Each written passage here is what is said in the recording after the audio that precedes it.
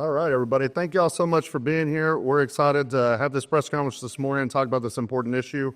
We're going to get things rolling. We're going to hear from Senator Sarah Eckhart. We're going to hear from John Gangler, who's a current state employee, and from Joan Barish, who's a retiree with Texas State Employees Union. And then I'll close this out and we'll be open for questions after that. So let us get started by bringing up Austin's own State Senator Sarah Eckhart.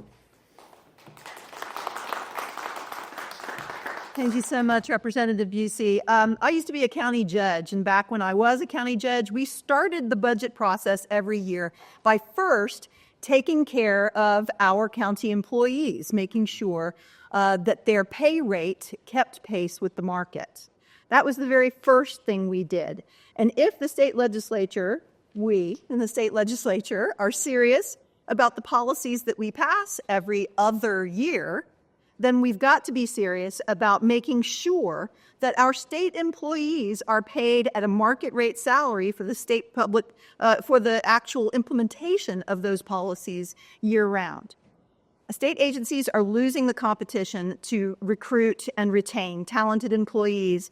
They're losing the competition to the private sector and to local governments that are paying $10,000 to $20,000 more per year for those same job skills.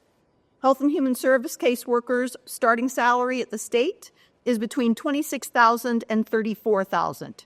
The Travis County starting salary for a caseworker is $45,000. State corrections officers' starting salary is between $36,000 and $48,000. The starting corrections officer for county jail, $50,000. Even food service workers earn more in the private sector, with state agency food service workers typically making about $31,000 a year. In-N-Out Burger is advertising $18 an hour as a starting salary, which comes out to $37,400 a year. We lose important institutional knowledge and talent when we refuse to pay people what they're worth. This contributes to backlogs and resources lost to those who need them most. Think, for instance, over this past summer, Health and Human Services was unable to distribute federal SNAP dollars for hungry kids because they didn't have the capacity. The vicious cycle of inadequate funding ends up costing us more as an agency,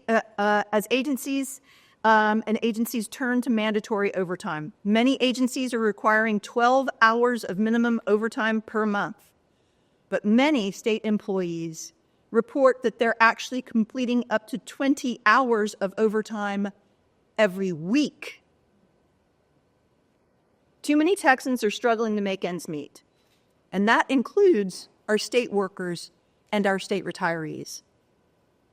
Last session, the legislature passed a 5% raise, which did bring state worker turnover down to its lowest point in 14 years.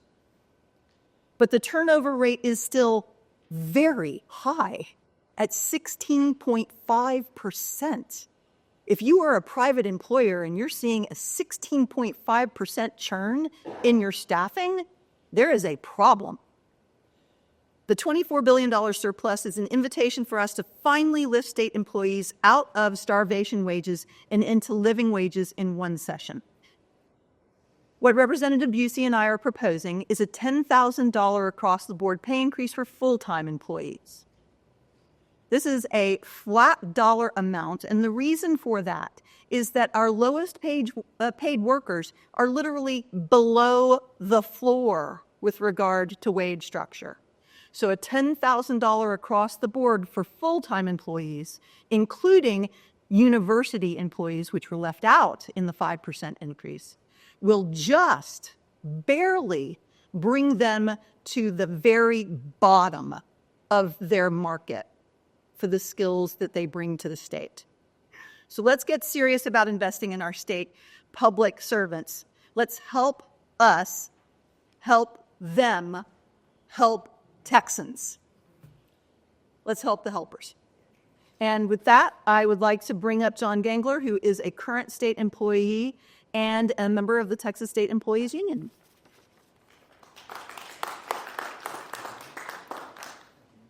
Howdy, I'm John Gangler. I've worked at the Department of State Health Services and the tuberculosis group for about 7 years now.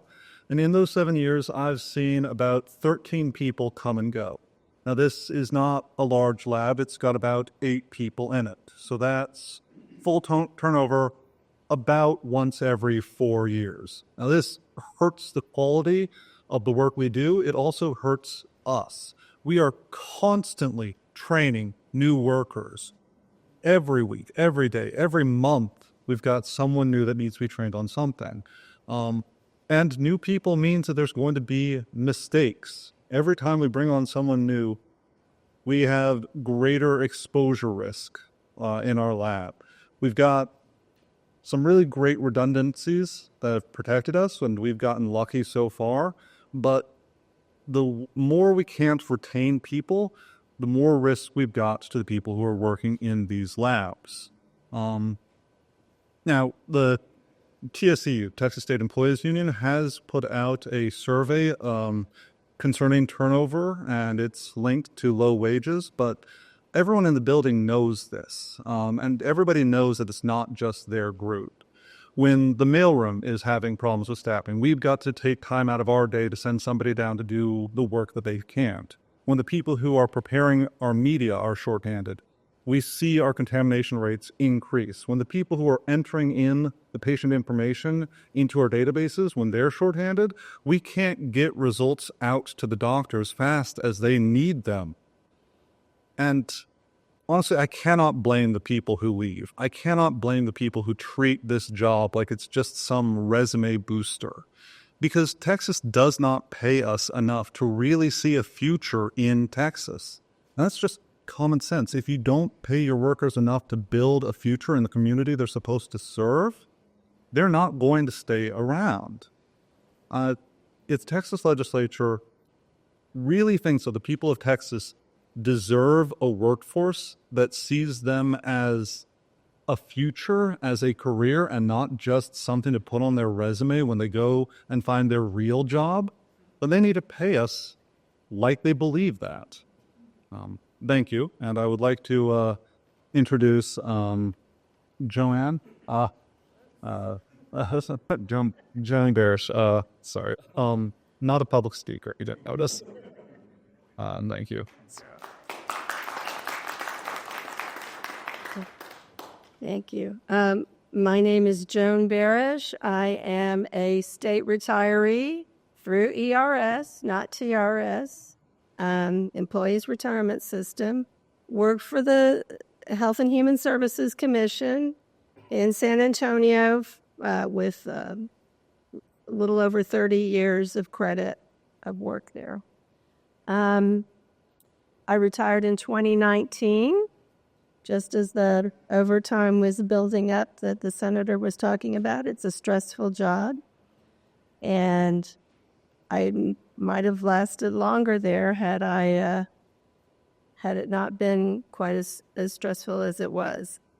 But moved up here to Austin, the Austin area, for a grandbaby and also their parents. And it's very tough to manage on our state pensions that have not seen an increase since 2001, 2002. I am fortunate that I retired in 2019. My pension is above the median in the $1,800 range, but I know fellow retirees whose pensions are a lot lower than that. And they are facing choices of medicine or food or bills on a monthly basis. I am fortunate that I do not have to do that, but I do feel the stress. Rent up here went up $200 2 years ago, and I'm fortunate that rents have come down a little bit, but you don't know from year to year. I have a car that needed we had maintenance a couple months ago, and they told me I needed to get my brakes done and could not afford to do that. And they said, well, it's not that bad yet. You just get it done by the next time. And I know I will not be able to afford to take care of the brakes. I'm I'm planning it out. I'm scheduling front breaks next month. I'm scheduling back breaks the month after so that that'll get taken care of. But I do want to let y'all know, y'all need to let your colleagues know that I am on the streets. There's no inspection car anymore, so you're in. They are on the same street, so it's just breaks. But it's a real problem, particularly when you're talking about bills that are not going down. I think everyone here can appreciate that. And their pensions are stagnant. It's the same every month. We do receive Social Security, and sometimes people point to that. Well, you should be able to manage with Social Security, but when you put the two together, it's still not enough. And I'm very, very grateful. We all are very, very grateful to Senator Eckhart for her support, for Representative Bucy for the bill he is putting out. And I would like now to pass this over to Representative John Bucy. Thank you. I'm going to, again, thank y'all so much for being here. I'm honored to stand with my colleague, Senator Sarah Eckhart, and Texas State Employees Unions.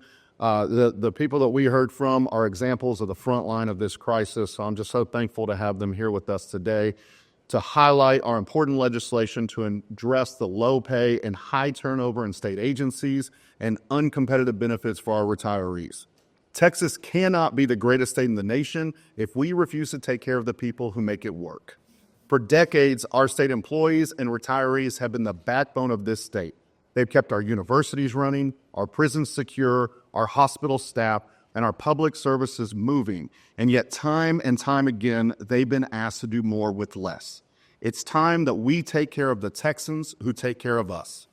State retirees, people who have given 20, 30, or even 40 years of their lives to public service, haven't received a cost of living adjustment in over 25 years.